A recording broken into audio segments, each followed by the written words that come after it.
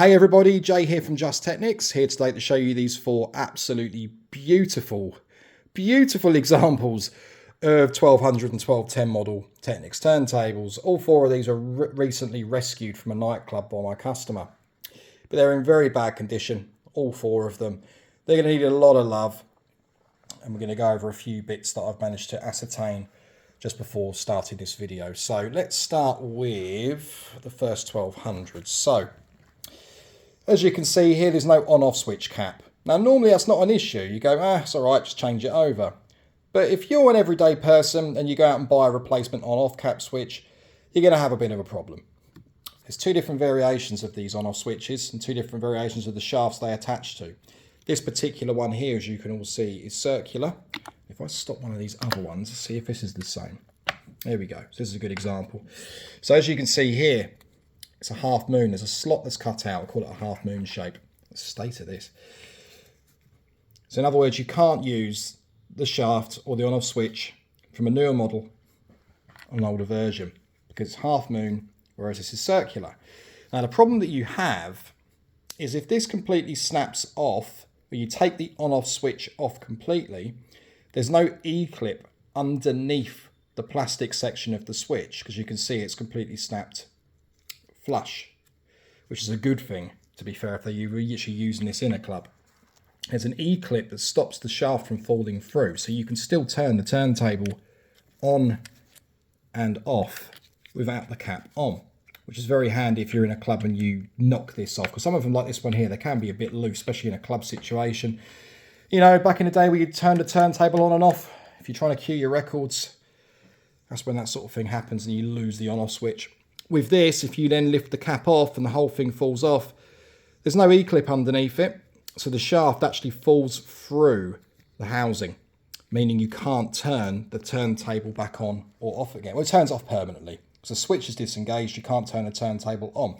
The only way to do this properly is by removing the entire contents underneath. So remove the base, remove your feet, all the screws, take the base of the deck off, and replace the stem to a newer version. Or if it's not snapped, glue the stem back onto the on-off switch, pop it back in, put the plastic cog back underneath with the ball bearing and spring, with the E-clip, and away you go. But that's not a 5-minute job. So if you did have one of these and you decided to take the cap off to see the underneath condition of everything underneath here, I probably wouldn't recommend it, because if it has got the circular section here, you're not really turning your turntable on in a hurry. But yeah, all four of them power on, which is a good start. This is an earlier model, this one here. So, switches. Oh, it does work, just. So, straight off the bat, tactile switches. Not the end of the world. Every single turntable that comes through my doors has replacement tactile switches as standard. So, all four of these are going to end up with new tactile switches anyway. So, these ones work. These work. These work. This is the worst of the bunch. And now I've moved it, it actually wants to work again, which is great. Start and stop buttons on all four of these don't really feel the best, to be fair.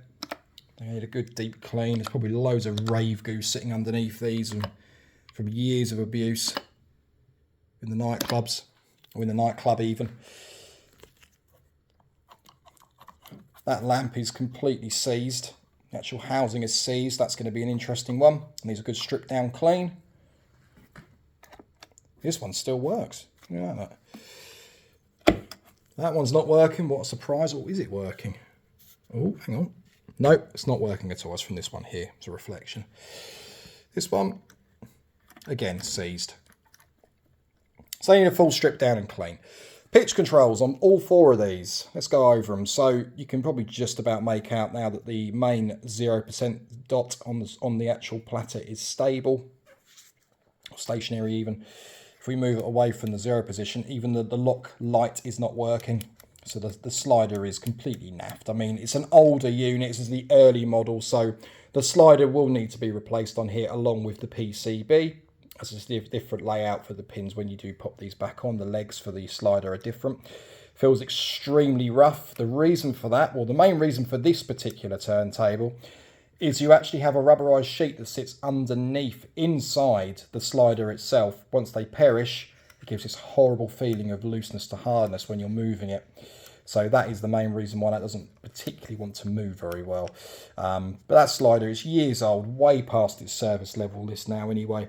But if we try and have a look just for the hell of looking here and see what sort of readings we're getting, even though they're going to be changed over. So the plus 3.3 is at 2. If we now move to plus 6 on here, just to see what it looks like on here. Is it still? Looking at the camera. Yep. Right, so plus 6 is lining up. Minus 3.3, again, impossible half the time with these, but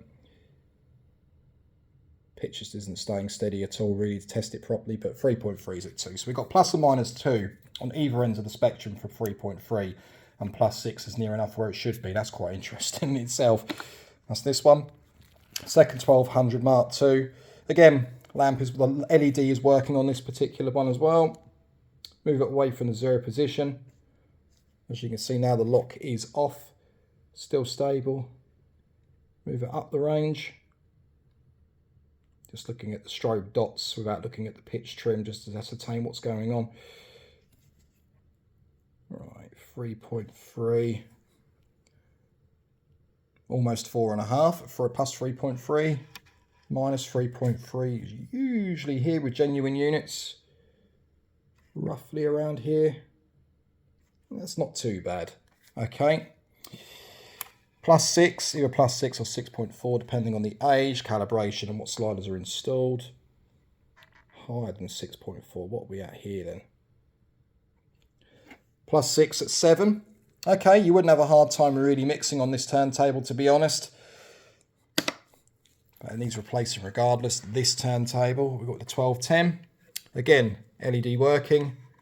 Let's move it from the 0 position so we can see what it's acting like. Right, taking it off of the lock now. Moving forward. We've got 2 0 positions here, as you can see. If I move it back, it's hard to do this with one hand.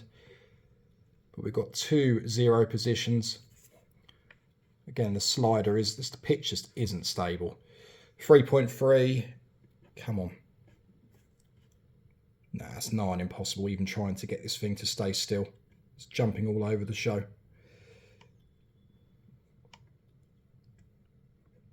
Plus 6 is roughly where it should be, but it makes no difference. These are being replaced, but just for the fact that we've got these on video. Minus 3.3 is around 2. Okay, so that turntable will stop this one. Last but not least, what we're working with here. So 0, 0, move it off the lock. Slider feels awful.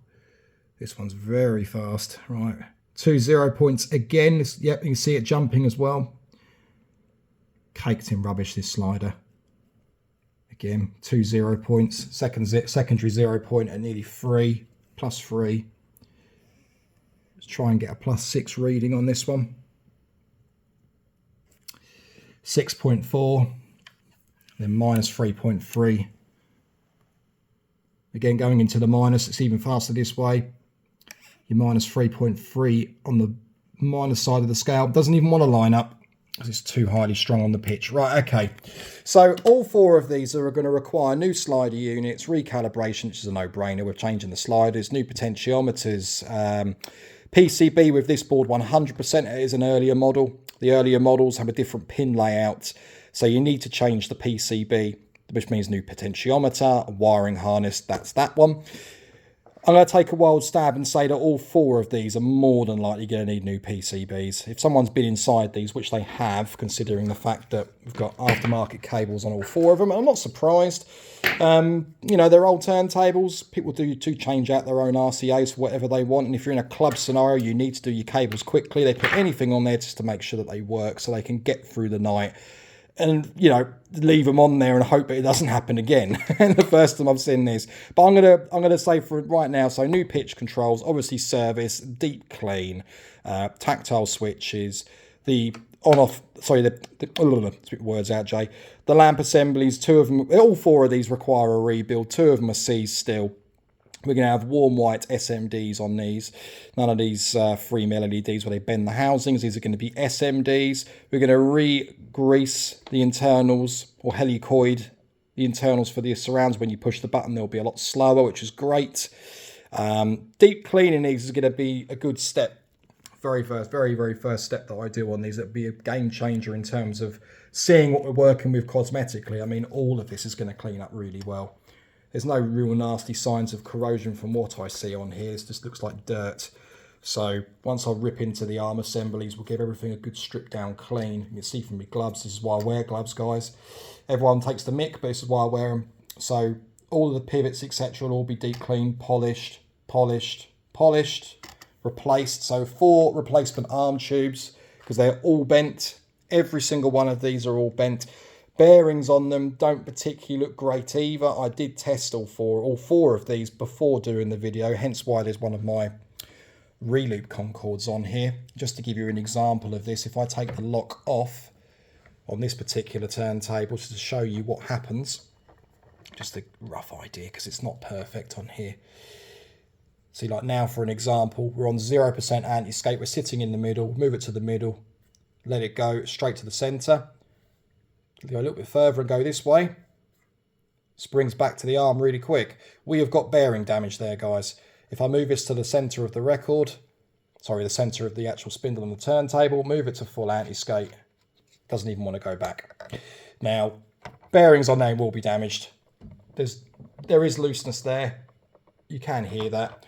All of these turntables have looseness in the arm pivot. Sometimes they can be too tight. This one, for an example, when I tried to balance this one out, I had to take feet from another turntable onto this, because we were missing 2 feet from the front to get it level. Get the spirit on the front and the sides and the middle, make sure everything's nice and level, even though we've got bent arms, just to see if we've got some good movement with the anti-skate. And on this one here, does not want to move at all. This one here barely moves with the anti-skate, and this one here doesn't do anything regardless of how level any of these turntables are. None of them do what you want them to do. So I'm going to take a wild stab and say bearings, top and bottom, to control the left and right movement across the record. Very rarely you tend to get the left and right bearings for up and down movement damage. It can happen if things have hit the arm. It obviously puts pressure onto the sides of the pivots and can bend, break, snap the pivots. And also the plastic central sections can become damaged as well, which I'm really hoping is not the case with these, because I can 3D print them, but I don't really want to be going down that route. We'll see what happens. But bearings, I'm going to put money on this and say all 4 of these need bearings. So bearings, tube, and tube to be replaced, pitch controls, tactile switches, LEDs, a bloody good cleanup. 2 replacement feet. We've got to go through the spares and see what we can find for this. Obviously, audio cables get replaced as standard with every service. Grounding cables get replaced with every service unless you want them internally grounded. Power cables are a no-brainer. They're also being replaced. Platters are going to be cleaned up.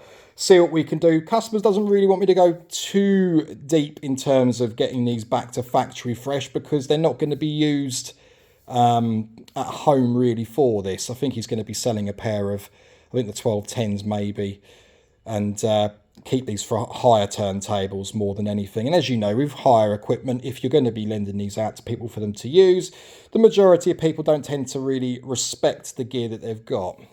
So we're probably going to be keeping this pair as the higher pair. But what he has requested me to do with these is actually vinyl wrap them. We have got a colour in mind for this. It's like a metallic silver. It's going to look absolutely lovely on here. So I'm going to be sanding these down, smoothing everything off, keying everything through, popping the vinyl wrap on.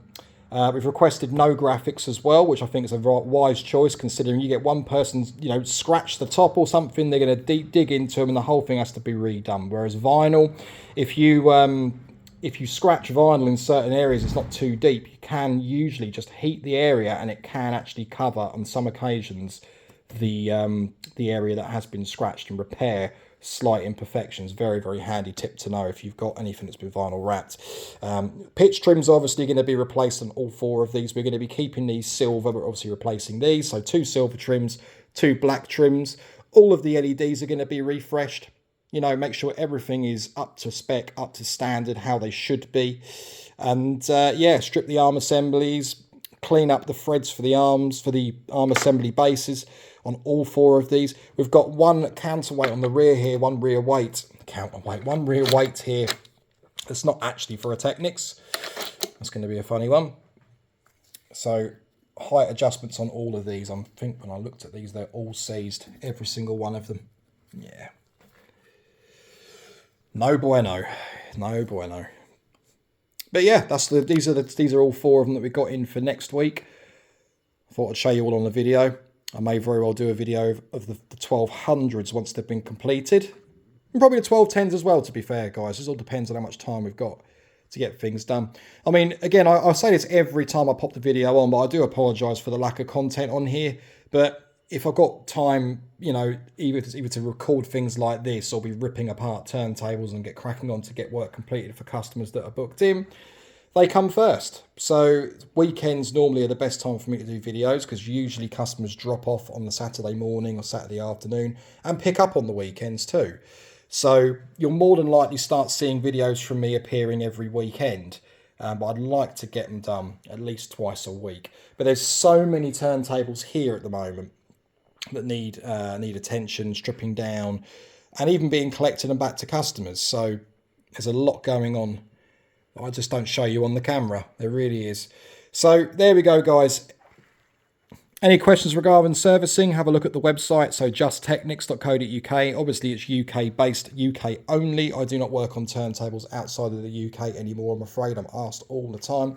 Any questions, anything in particular you're wanting to pick my brains with in terms of servicing, you're wanting to have completed, you want a few things confirmed before you book anything in, you're more than welcome to ask me. sales@justtechnics.co.uk. And there we go. We'll leave it there.